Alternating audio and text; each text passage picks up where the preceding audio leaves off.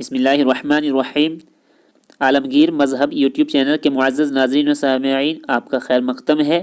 آج کی اس ویڈیو کے اندر آپ سنیں گے حدیث جس کا مضمون ہے قرآن کریم کو اپنا شفیع بنائیے۔ ابو امامۃ الباہلی قال سمعت رسول اللہ صلی اللہ علیہ وسلم یقول اقرأوا القرآن فإنه يأتي يوم القيامة شفيعا لأصحابه اقرأوا الزهروين البقرة وسورة آل عمران فإنهما تأتيان يوم القيامة كأنهما غمامتان أو كأنهما غيايتان أو كأنهما فرقان من طير صواف تحاجان عن أصحابهما اقرأوا سورة البقرة فإن أخذها بركة وتركها حسرة ولا تستطيعها البطلة۔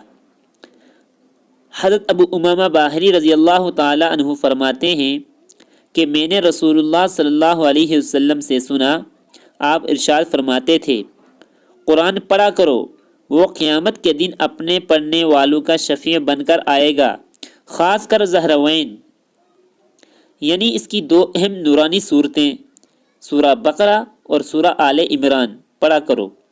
وہ قیامت کے دن اپنے پڑھنے والوں کو اپنے سائے میں لیے اس طرح آئیں گی جیسے کہ وہ ابر کے ٹکڑے ہیں یا سائبان ہیں یا صف باندھے پرندوں کے پر ہیں۔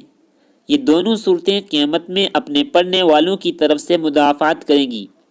آپ صلی اللہ علیہ وسلم نے فرمایا پڑھا کرو سورہ بقرہ، کیونکہ اس کو حاصل کرنا بڑی برکت والی بات ہے اور اس کو چھوڑنا بڑی حسرت اور ندامت کی بات ہے، اور اہل باطل اس کی طاقت نہیں رکھتے۔ بحوالہ صحیح مسلم۔ جزاکم اللہ۔